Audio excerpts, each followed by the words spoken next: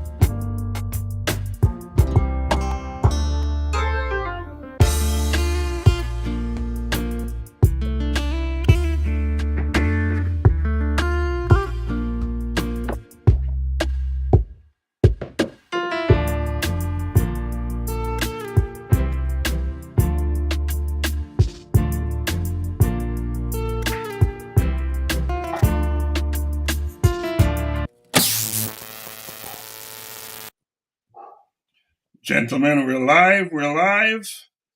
Welcome everyone out there. A Collision with Purpose presents Bridging Generations, Voices of Men in a Changing World. And what a world are we living in? I am Dr. Laxley Stephenson, your host. Hey, my name is Augusta Foster. I am also one of your hosts. I'm Xavier Wilcox. I'm your host.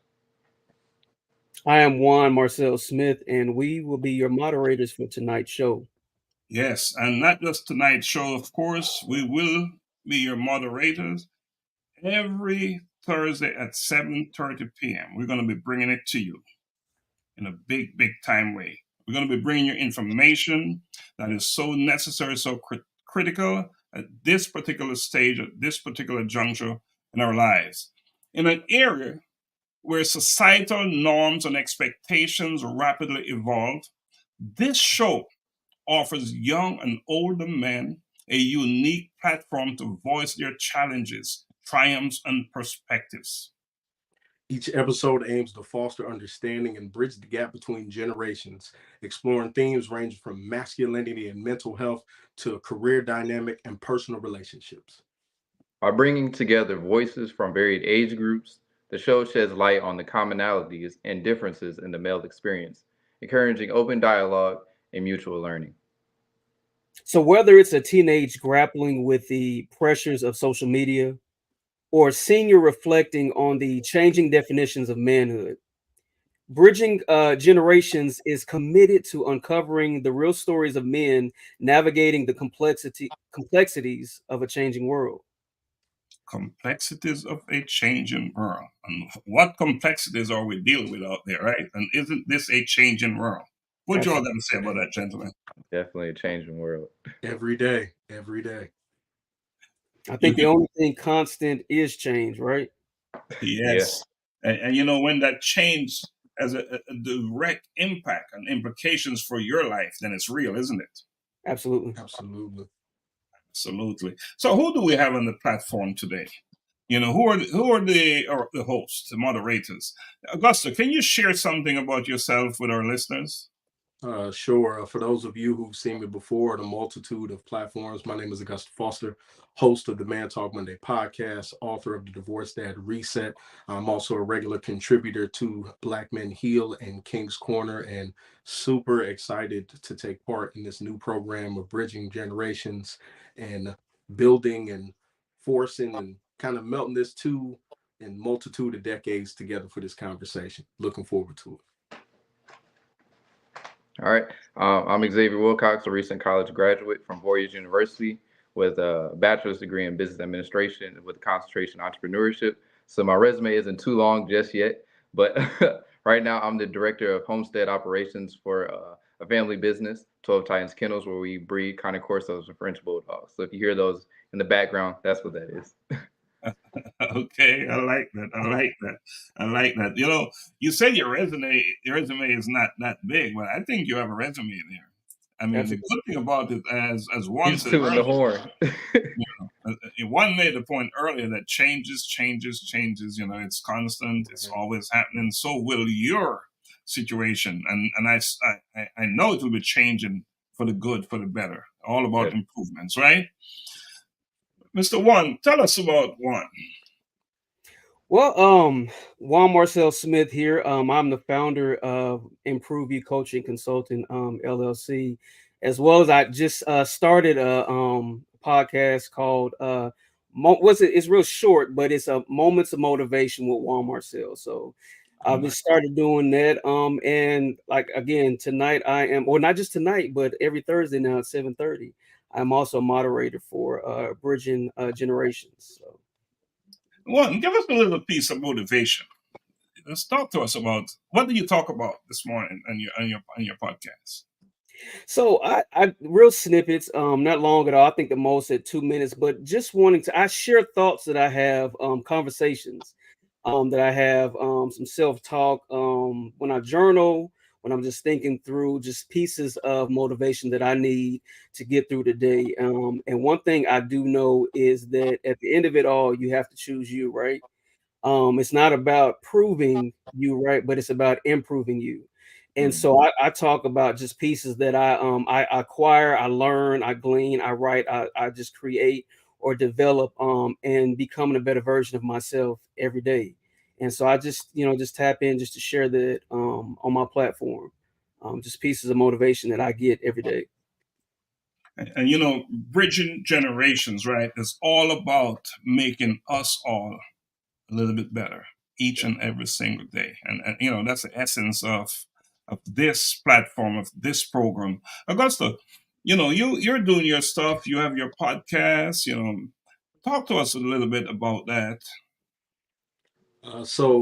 Wrote my first book about 2 years ago, The Divorced Dad Reset, off of the strength of being a divorce survivor, and wanted to provide a guide to men because normally coming out of that experience, there's really no guidance. There's not traditionally a shoulder to lean on. Normally there are women who have other women, but at times we as men lack the good counsel needed to provide that guidance and really to provide that support coming out of something as serious as a divorce. So that led me and transitioned me into doing a podcast where Man Talk Monday podcast is weekly. And I just have dad conversations, man conversations from the perspective of, a young Black kid who grew up in Southern California and seeing the challenges and everything that I've went through and being able to kind of provide people a roadmap of where not to zig and where not to zag. And possibly if I could get someone to go left as opposed to going right, and that right road is down somewhere where they may not want to be, being able to give them that guidance and just updating people and giving people tools that at times I didn't necessarily have as a father or even as a young man. We say voices of men in a changing world. What does that mean? And why is that important? If I could just share, I like what Augusta said, just to kind of just piggybacking off what he said, why it's so important for us to have a voice is because, like he just stated, there are so many things that men experience day in and day out, right? And we often don't talk about it. And I think so too many times we've had other entities or agencies speaking on our behalf, right? And so I don't think the world truly understands the mind of a man, but can only understand it from the man, right? And so I think so many, just the four of us on here, we're a lot of things, right? We are sons, we're brothers, we're fathers, we're husbands, divorcees, all these students, leaders in our communities, in our families, in our industries, so many things so many roles that we take on, right? But you often don't hear our perspective, right? And so I think it's time for the world at large, society at large, to hear from men. What's our take on just and our point of view on life, on ourselves, on relationships, families, our children, education, just so many things that we often hear from other, like I said, agencies or individuals, and not enough times we hear from ourselves, hear from men. Xavier, can you share with our listeners, our audience, why it is important to have our voices out there? It's definitely important because being younger, you're often told a lot to man up. But what does that really mean? Like, man up. But for that definition, it's often just shut up and don't talk about it, or hide it, channel it in, or tunnel it in, or don't really speak up about things. But we need to talk to as men. Like there's a lot of stuff that can be built up and it causes a lot of health issues. That's why Black men have heart attacks, high blood pressure, high cholesterol, stuff like that. And it's often looked at the younger generation as that we're clueless, but the older generation is clueless too. This is your first time being old. You're living the life for the first time. So Talking about me now, be careful. Yeah, true story. True story. But yeah, it's definitely important for men to be in a comfortable environment to speak up on how they feel, what's going on, because you never know. The person next to you could be going through the same exact thing. But if you're manning up about what's going on, no one's ever going to know. And you're holding back something that could be beneficial for the next person. Absolutely. Staying quiet, remaining quiet is never the answer. Mm-hmm. Can never be. It can never be. You talk about different generations. I am one. I believe that we're living in the same world. Some a little bit older than others. We're experiencing the changes in life on the same plane, if we choose to. There's some older folks who tend to resist change a little bit more than younger folks. Whose loss is that, right? I would say the person who is resisting the change, especially when it's a positive change. Whether it's positive or not, we must observe that there are changes, right? We must acknowledge that there are changes. So it's imperative that whether you're young, old, or not, you got to pay attention. You need to pay attention to see what is happening in your environment, in the ecosystem that you call home, right? So I believe there's so much work, all sides, both sides, young, old, not so young, not so old, whatever that needs to be done. So one of the reasons why I believe this platform is so important, bridging generations, is for that very reason. And we must come together and talk, have conversation about real stuff, real life stuff, things with, that have serious implications and can affect who we are as individuals, as a father, a brother, a leader in the community, name it, call it whatever you may. It is what it is, right? It is what it is. So tell us why this platform is important to you and why you decided to be a host of this platform.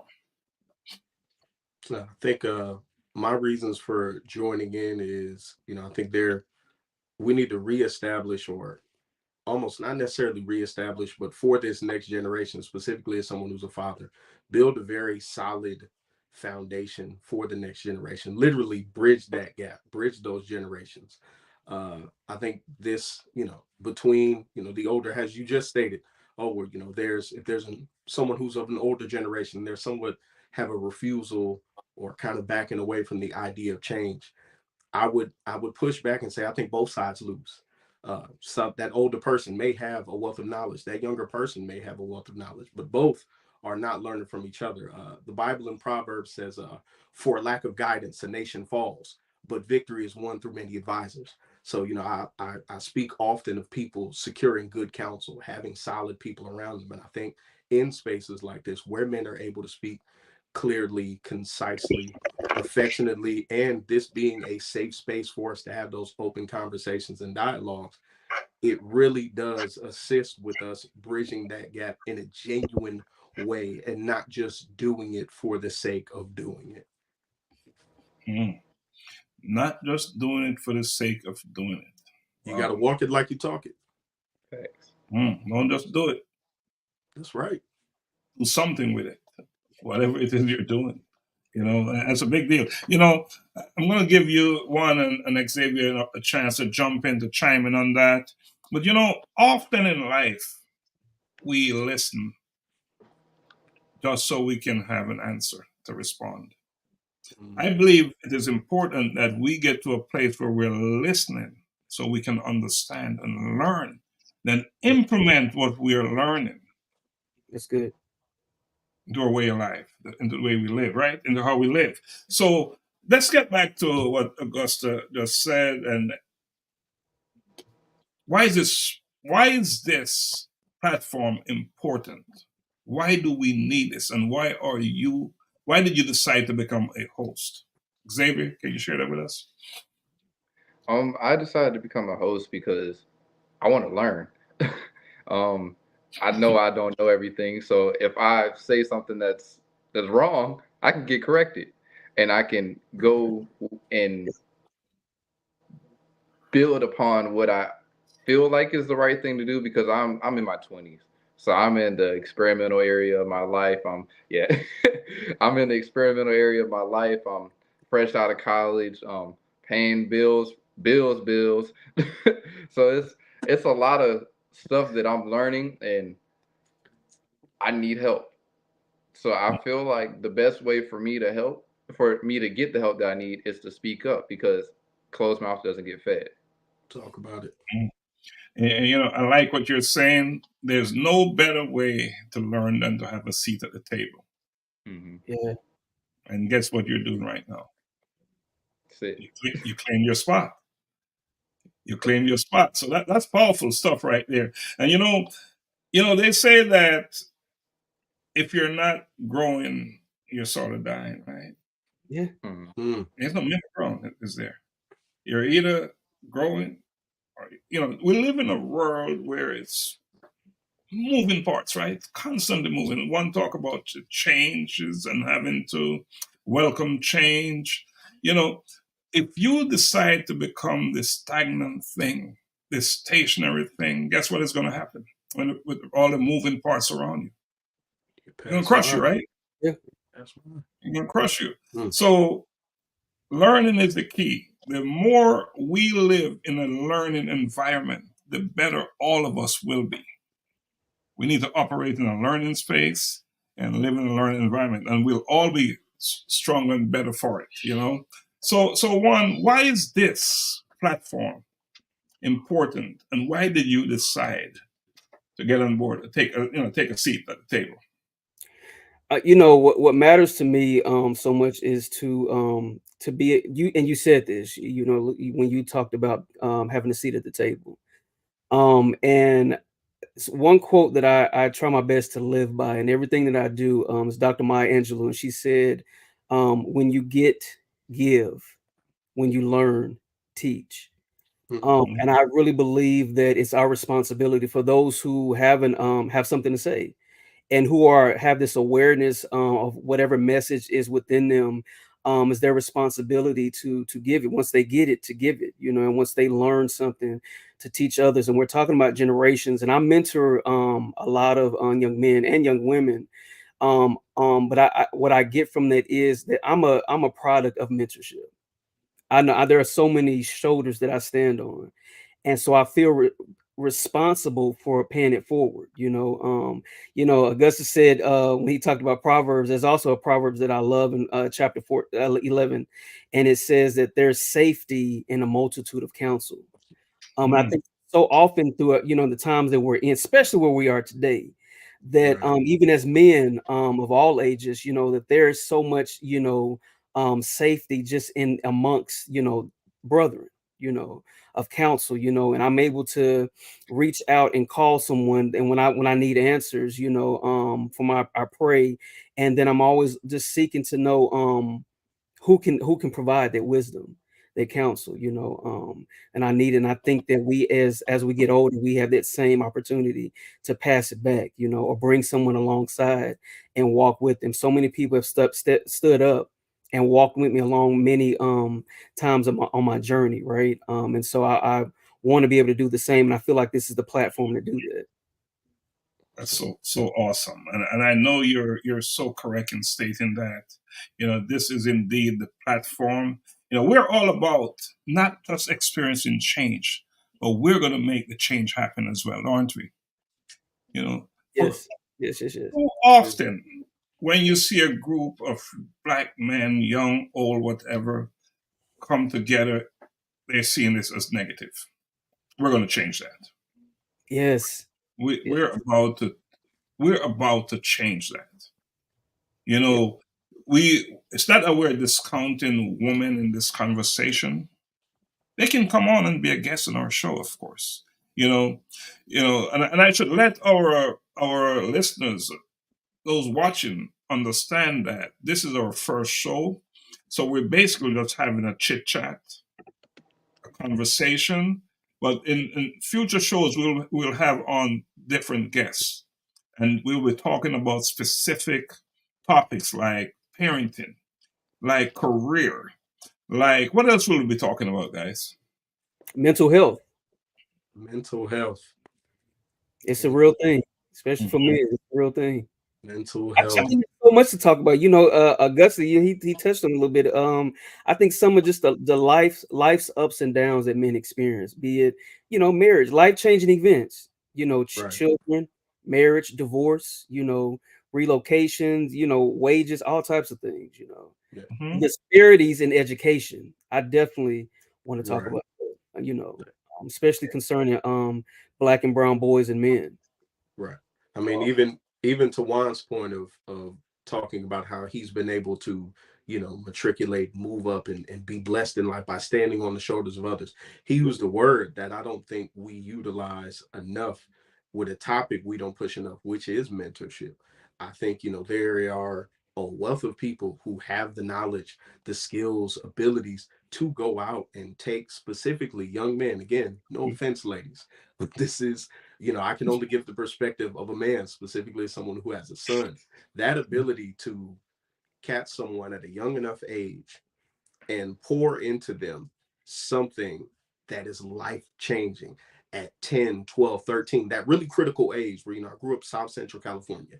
And I knew from my interactions, with certain people from law enforcement, in between the ages of 9 and 14, they could kind of dictate where your life would be. And I look back on those times and I review how many people would have benefited from a really good mentor, somebody who cared enough to go, hey, look, I'm just going to pour a little bit into your life from these areas where you're lacking, and being a blessing to them and guiding them and taking them along and showing them a little bit of their skills, giving a little bit of them in an actual, real, love, affectionate way to want to see someone succeed.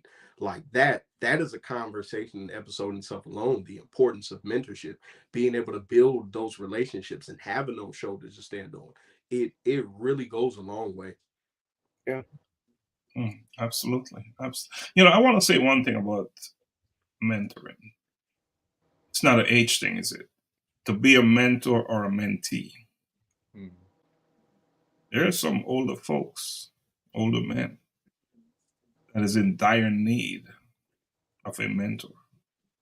So I want to put that out there. You're never too young, never too old to be a mentor or to do, or to receive, to be on the receiving end of it. So it's we I don't know too many individuals or where they are today because they did it on their own. Yeah. Someone somewhere, something played a role, made a difference. So Can I add this to your point? absolutely. One of my mentees, I was his assistant track coach when he's in high school. So I met him, I think his 9th grade year in high school. So that's how long I've known him. He just this year graduated with his master's. He lives in Houston now. Moved all the way from East Tennessee, Knoxville, Tennessee, and now is in Houston. He's a therapist, relationship and family therapist.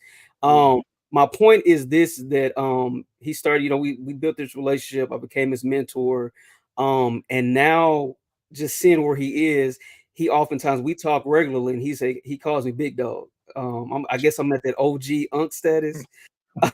Which is still hard to accept, but he often says, hey, Big Dogs, you think about this, or I remember you said this years ago, but I actually start doing this. I've been applying this. Read this from, I think this will help you out. So now it's almost like the student became the teacher. So I'm listening to him. There are things, even when it comes to content creation and different things and algorithms and stuff that he's learned that he does well. He turns and says, hey, Big Dog, try this. Or I think you said you were going to do this. Where are you at with that? And so we keep hold each other accountable, so it's an accountability piece. So you're absolutely right about age is nothing but a number, because now he's able to say, hey, this worked for me. I think this is going to work for you. Try this. Yeah, the only time when age is an issue when you start to ache. That's a whole different ball game. That's a whole different ball game. But we can overcome that as well. Xavier, you clearly you're the youngest one on this platform. I don't want to call you out, but trust me, many of us would like to be in your position to be the youngest one in the room. Talk to us about your mentoring and your position, your viewpoint on that, and your availability to mentor others. So during my college career, I had served as the student leader at my institution. I served as the SGA vice president, Mr. Voorhees, which is like the campus king. And so a lot of people were watching me that I didn't notice were watching me. I had students come up to me saying, "Yeah, I'm looking up to you." I'm like, "Why?" I honestly don't know why, but it's you can't ask someone to be a mentor, or you can't ask someone to mentor them. They kind of have to gravitate towards you. They have like-minded ideals that you have, or they'll kind of see some things that you're doing, and they'll go towards you. I even had some older people on throughout my church or on the campus or just in general, just going around saying, "I've been looking at you. You're my mentor." And I was like, "Dude, you're like 65. How, what can I possibly do to mentor you? You've done everything." But they've explained to me that somehow, just personally, on the way that I carry myself or the way that I handle certain situations, they wish that they could do it themselves. Just as simple as looking at someone's demeanor can just depict on who you choose to mentor, who you use to look at as a mentor. Now, there are some bad mentors out there that, you probably shouldn't want to listen to. Now, people that are just coming up and saying, "I'm going to be your mentor. You got to do what I tell you to do," probably not going to be your best mentor. I've learned that the hard way. People coming up and saying, "Yeah, I'm going to mentor you. You're going to do everything that I say and say it how I say it." A lot of things that they said were potentially good, but they didn't fit for what I wanted to do. So it was kind of leading me into an area to where I was stuck, or I was like, "I'm doing this thing. Everyone's saying it's the right thing to do, but I don't really want to do it." So that deals with purpose. If this isn't what my purpose is, what is the mentorship? So That's good. I that sounds like a topic that I think we would do well with, just to talk about. I think even defining mentorship, what that looks like, for each of us, and then just having some people on, even talking about why it's so significant and important in our community. Such Even an that's your thing right there, purpose, right? yes. You touched on it, right? Such an important topic with such implications that it is certainly something we should tackle on this platform. Yeah. I'm the president of a nonprofit organization, Global Humanity Network, and we're building out a mentoring program right now. We call it Mentoring Matters. And that's something I would like to get out there for anyone listening who care to become a mentor or who knows of some young individual, because we're doing younger folks right now that needs mentoring. Please reach out to us, Global Humanity Network. You can access us at globalhumanitynetwork@gmail.com. We're looking for mentors. And, we're looking for mentors. And it's such a big deal. And Yeah. I want to say one thing before we go into the break. For me, the evidence of being an effective teacher is when your student is in the position to teach you. When they've gotten to that place, now they're teaching you. For me, that is success. That's good. Yeah. When those who you mentor are now mentoring you, you're in a great place. So something to think about as we go into the break. Can we take a break now? Okay, that works. Absolutely. Check it out.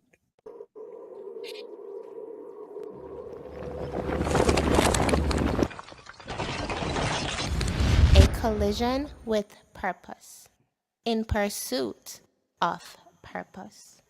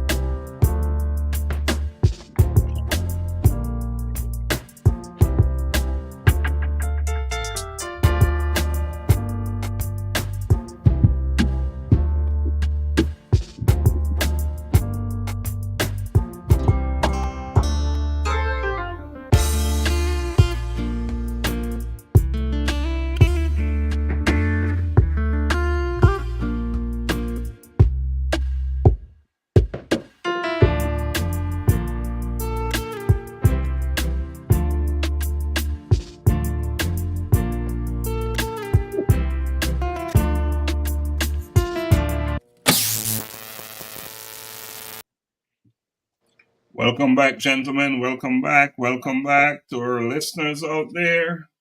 You know, we talk about mentoring and its importance, but for this segment, it's going to become a little bit more personal. And again, I want to remind our listeners that we are the moderators, and in future episode, we will be talking to different individual, different guests. We'll be bringing them on, and we'll be having open conversations about whatever is important, whatever they bring to the table. But I want to say a little bit about accountability. What does that mean as a man growing up in this place that we call home? This world, that is, the communities that we live in. Let's talk a little bit about accountability. Accountability is it's a word I use regularly when I'm talking in groups of men, because I believe it is one of the most important foundational things you need to be successful, specifically as father, husband, spouse, friend, or in life in general. And I would define accountability as telling someone you love or something they do not want to hear, regardless of how they feel about it. That level of honesty, that level of truth, that level of care is accountability. To tell someone that you love no, to tell someone that you hold dearly, don't do this, knowing that they may reject you, knowing that they may not accept it. That is true accountability. Telling the truth, huh? There's straight facts. There's nothing else. Yeah. Integrity. Yeah. I would definitely say, integrity, who you are when nobody is looking, right? And then we talk about the accountability piece, like a lot what Augusta was saying, is ownership, taking responsibility for your behaviors and actions, right? So I think just especially for this being real talk, right? And us being men, but being man enough to accept responsibility.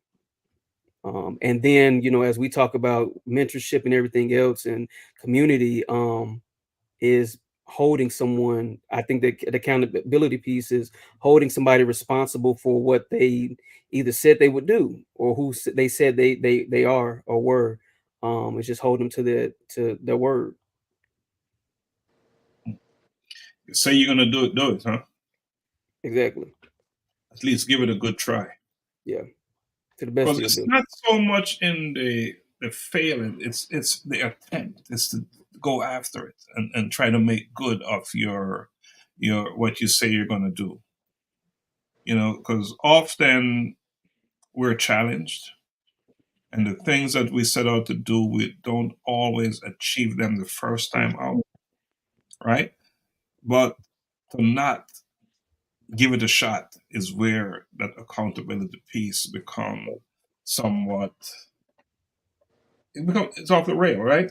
Yeah. It's off the rail. Okay. So, Xavier, talk to us about accountability, integrity, and why is it so important as we are bridging generations?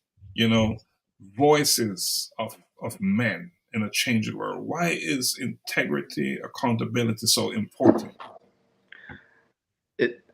I personally like to say you guys both hit the nail on the head with your definitions of accountability. Everything I was gonna say, but it's important because if I can't trust you to do what you're saying to do, how can I trust you to be my mentor or to trust you to just be there? Like your word as a man, especially as a black man, is a lot. Yes. That is everything. If you don't have money, if you don't have a house, you don't have a car, you still have your word.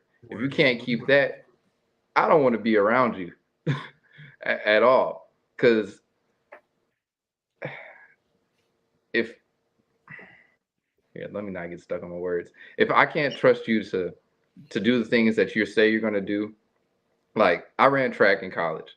Everyone loves a relay race. The 4x1, the 4x4. Let's take the 4x1 for exact. You take all week to practice. You practice your steps, you practice your markings, you practice the word that you're gonna say when you hand off the baton. If you say, I'm gonna watch you take 9 steps, and then you hit that mark and you take 8 steps, you're thrown off. Mhm. It's not gonna work. It messes up everything. So you have to hold yourself accountable for things as well, especially when it comes to bridging the gap. So if you're gonna let me not throw everyone off with my analogies. I'm an athlete, so I might say some bad analogies from time to time. We all play sports. Listen, go ahead. But You yeah, got it. You got so, but if you're gonna if you want someone to do something and then you're like, never mind, I don't need that as well, it still hinders stuff at the same time. So you both, when you're doing two things, person A has to do the same thing that person B wants to hold up. So yeah.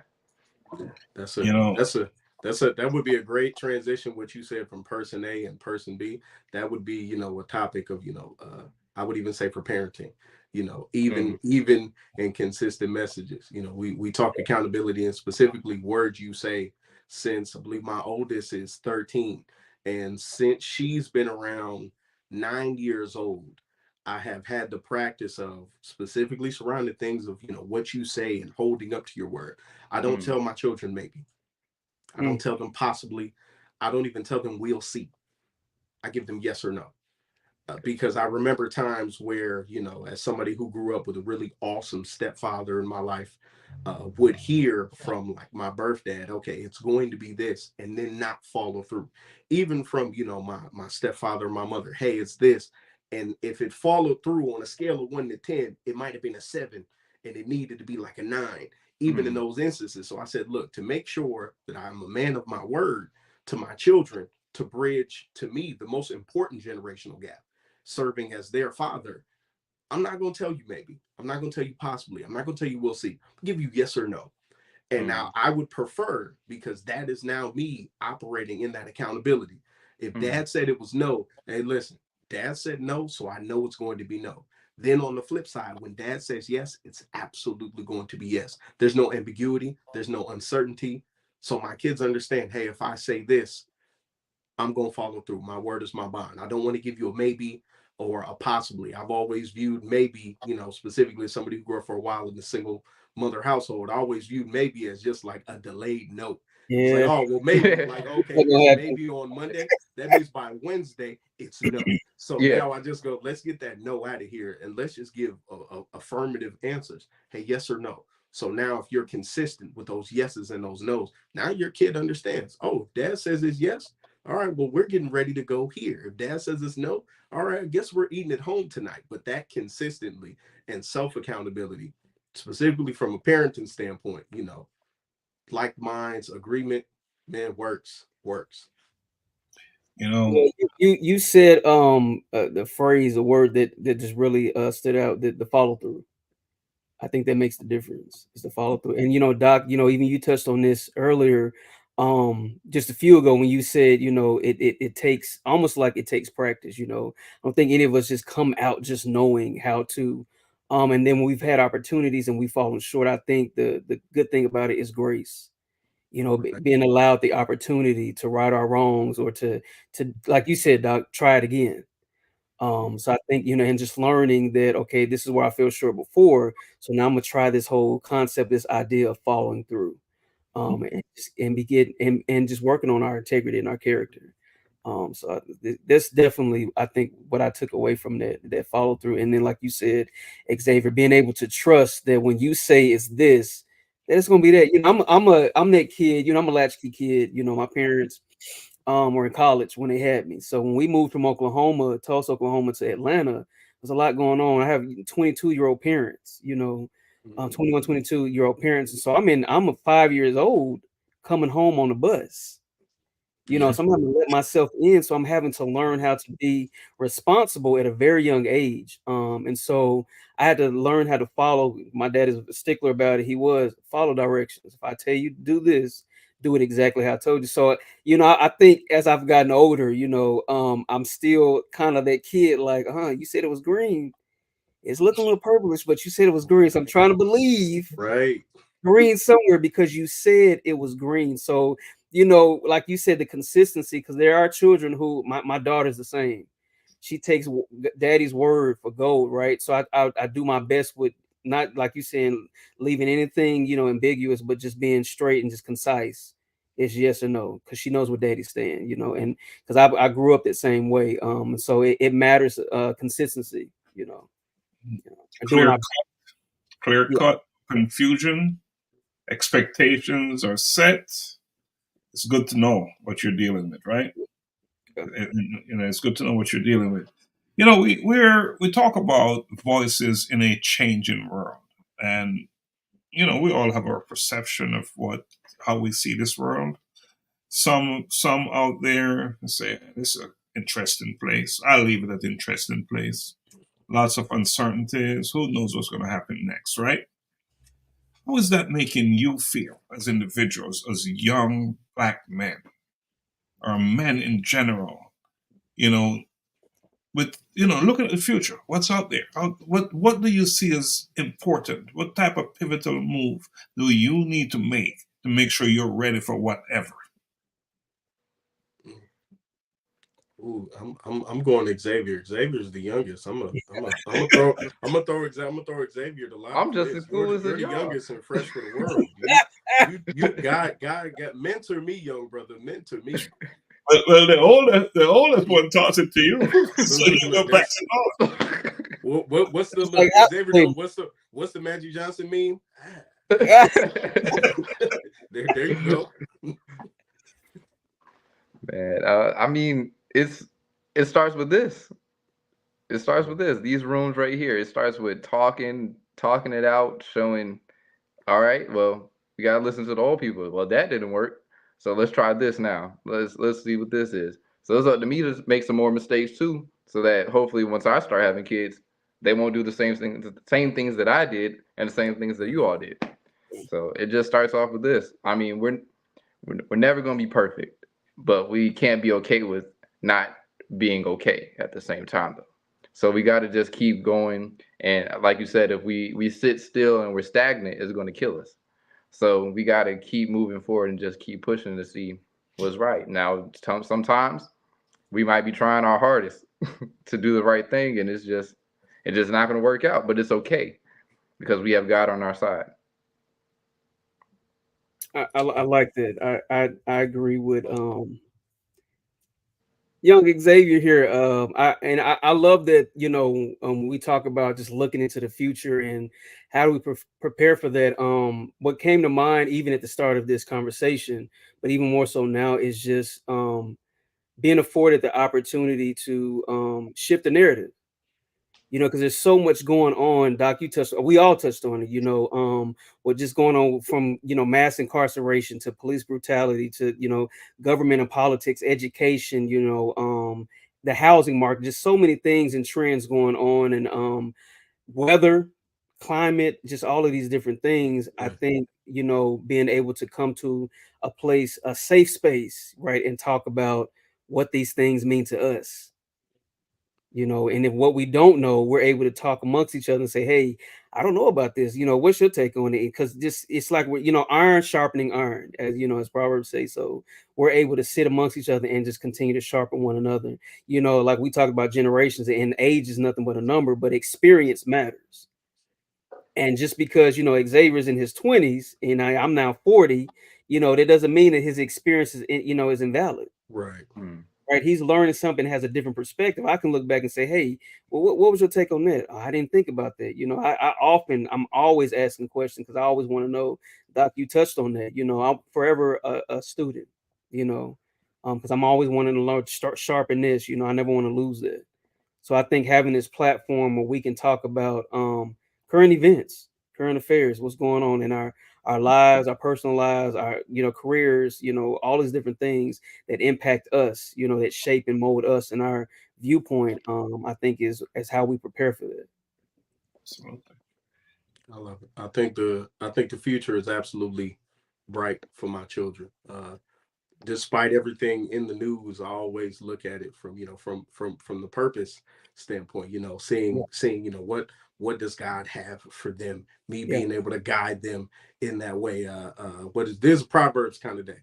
What is it? Many are the plans in a person's heart, but the Lord's purpose, it's the Lord's purpose that prevails. So I yeah, think of like my kids and the purpose, you know, that God has set for them in the future of their lives, and being able to just watch on that journey. Like, I would encourage anybody watching this either live or later. One of my favorite quotes from my favorite movie of all time, and I tell the missus this all the time. I love the movie The Shawshank Redemption, yeah, and you know it's got all these different quotables. And my favorite line in the movie is said by Morgan Freeman as he goes to a hotel where a prior inmate had been released, and he'd been institutionalized so long he didn't know how to live free. So once outside the walls of the prison, he didn't know how to conduct himself. He only knew how to live as a prisoner, even given freedom. And Morgan Freeman is in the exact same job, the exact same position, even though it's 20 years later, nothing has really changed. He's institutionalized in the mind. And he goes and he says, my favorite quote, he says, it's, you're going to get busy living or you're going to get busy dying. And he elects to go live instead of dying. And I would tell anybody watching this with regards to the future and how this world is, you're going to get busy living or you're going to get busy dying. Like, you have a choice to make. Like I yeah. said in the group, I said this is a year of execution. We gonna get after it this year. We're not falling short. We're not failing. This is the year of abundance, promotion, and execution. So I would encourage anybody who's watching this regarding your purpose, regarding what you're seeking after, pushing for, and the future is bright for you if you choose to get busy living. If you choose, If and you again, choose, it's all about action, right? And so, you know, you said something, Augusta, about execution. You know, we're talking about executing ideas and actions and those things. You know, there's another word, execution, out there, how it's used, and we want to be mindful of that. But I'm gonna. There's a challenge for team. This team. The next question I'm going to ask is, I want you to give me one idea that you're going to see through to fruition. One idea that we will be monitoring each other on. Talk about accountability earlier. I want one idea, one thing that you would like to achieve once we have completed 3 months of this program. What is it? One thing that you personally will change your life. And then we can say, because of bridging generations, I'm now in this position. Mhm. Mhm. You can modify it later, by the way. But I it's was. something we'll keep. Go ahead, go ahead. It's something we'll keep redefining. So just now, just a thought. Go ahead, Juan. I would say this is something an idea I've been I keep repeating when I do my post. Do it scared. Just real short, I know I've spent some time in the previous years sitting on ideas or business ideas, whatever it is, content, whatever it is, because I was scared. I talked myself, I second guessed and talked myself out of so many opportunities. And so just recently, a mentor of mine was talking about something he was scared about, and he pushed through anyway. And we were talking about his uncle was around. He's an apostle, a pastor. His uncle said, "It doesn't matter. Do it scared. Do it anyway." When I heard that, I was like, yes. So that's what I'm working on this year and beyond is when the idea comes, I'm gonna do it anyway. I'm gonna step up, I'm gonna show up, say it, whatever it is, I'm gonna do it scared. Awesome. Xavier, you talk to us about what is that thing? I think this year I'm gonna need to slow down. I throughout the past I've tried to add way too many things to my load. I just wanted to keep busy because in honesty, I don't like sitting down. As I got to college, I kind of realized I got ADHD a little bit, but I have a problem with saying no, and then I add too many things to my load, and then I stress myself out, and then I man up, and then I don't tell anyone that I'm stressed out a little bit. So I think this year I might need to slow down and gain focus in myself more than because I did my spiritual gift test, and one of my spiritual gifts is helps. So I like to help people, but knowing that I like to help people, I forget to help myself, and so I find that I can lose myself by trying to help everyone else instead of myself. So I think that I need to slow down a little bit to help myself. That's good. Slow down a bit to help yourself. So we a little bit more focused, right? Yeah, because my hairline is starting to recede a little bit. So I don't try to play. Don't try to play the doctor. Don't try to play the doctor. If I can share this.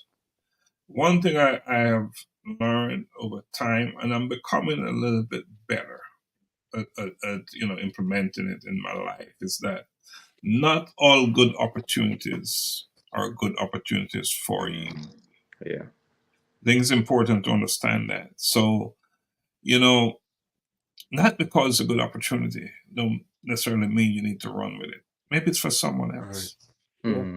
For someone else. So, and I think that you'll find that you'll save yourself some time. And one of the main reasons why it's not what you should do in terms of pursuing everything that is looking good to you, because there is this thing that they call opportunity cost.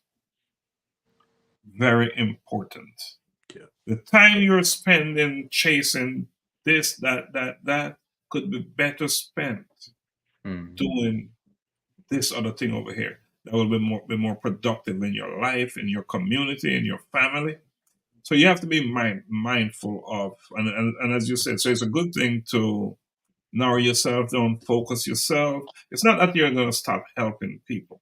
Yeah. Because indeed, one of the reasons why you want to build whatever you're building is so you can help as many as possible, right? But before you get there, you got to make sure you get there.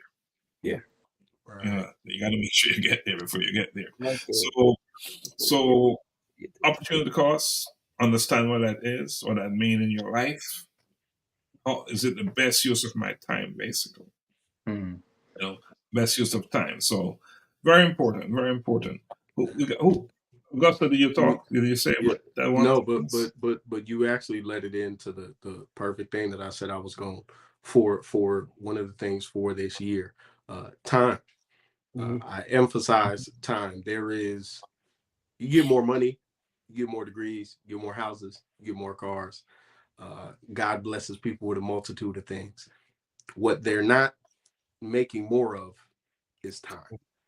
So I said, specifically, me investing time into things, like you said, opportunity costs, looking at the opportunity cost with respect to time, money, dollars, etc., versus the return on the investment.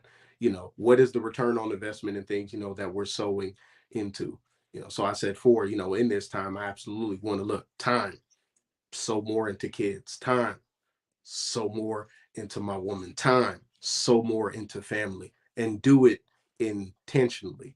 I also want to put time into service, doing actual community work. I think people will say, they throw around the term servant leader, but like it doesn't line up. I heard a brigadier general on the video yesterday, and he said, you want to be a leader, serve someone. So I realized, I said, well, this, service, I'm going to start putting more time in the service, specifically my youngest daughter, her and her comparisons, for Christmas and other stuff. I said, ooh, I don't like this. You need to go feed the homeless. You need to see, you need to really see what it is. You need to see how other people are living, but you also need to have that ability to see, I am blessed enough to give and to do this. So yeah, man, time. Living in service is not just something that we should do. We're accountable. We're responsible.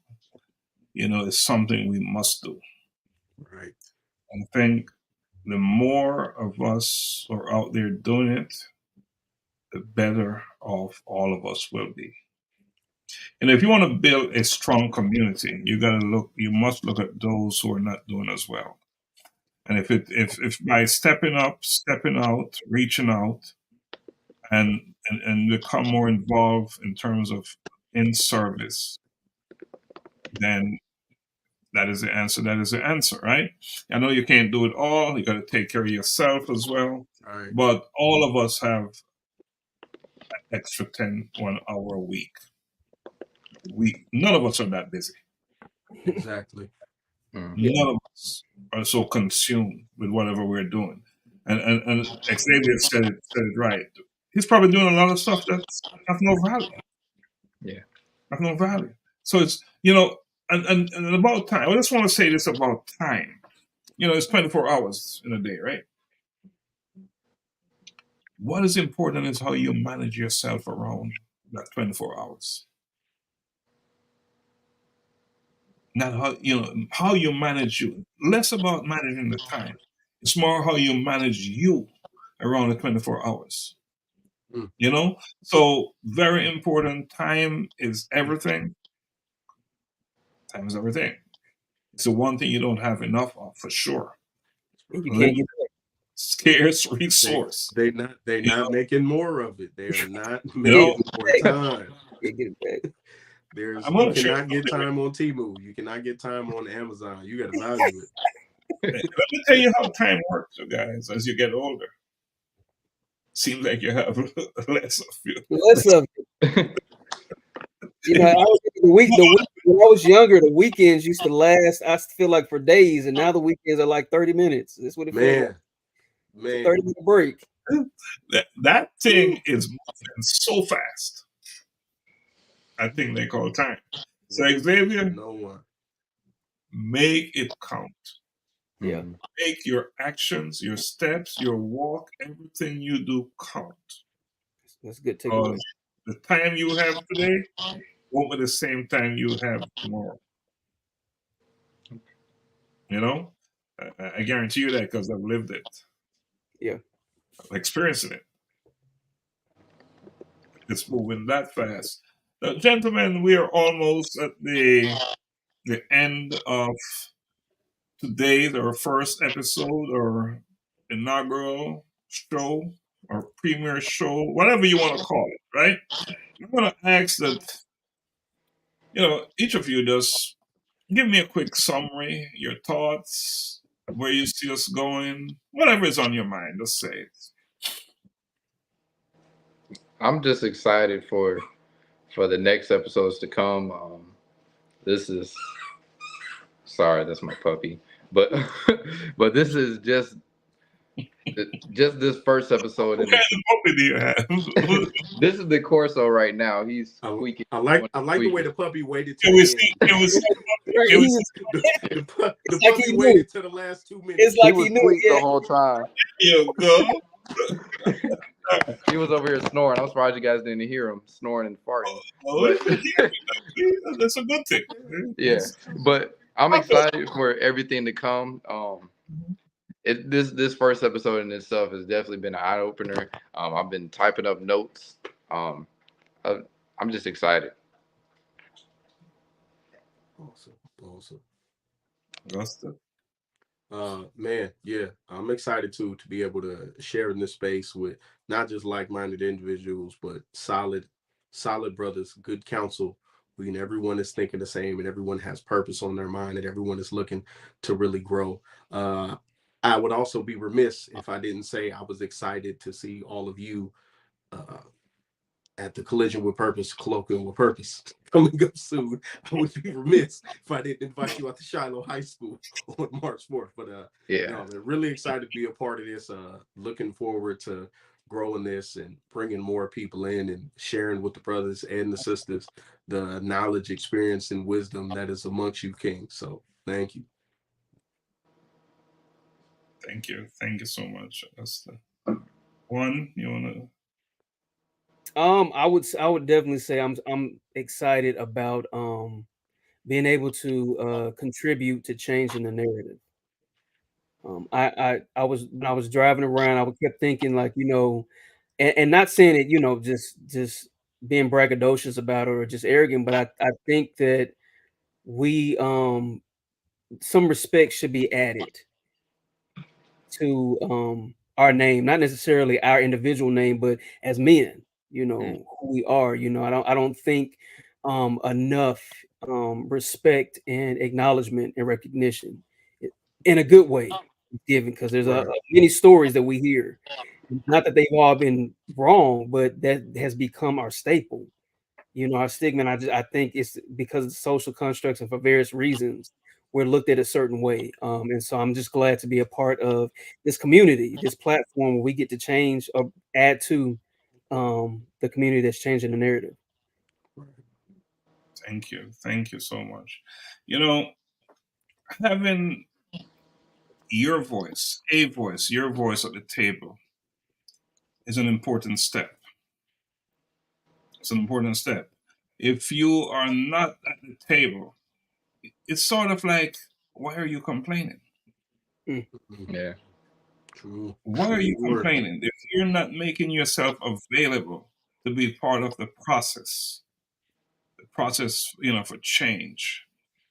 If you're not making yourself available and accountable and ask questions, if you've lost your sense of curiosity so much that you become despondent, that I don't care, Mm. you've lost your right to complain. You lost your right to say you did me wrong.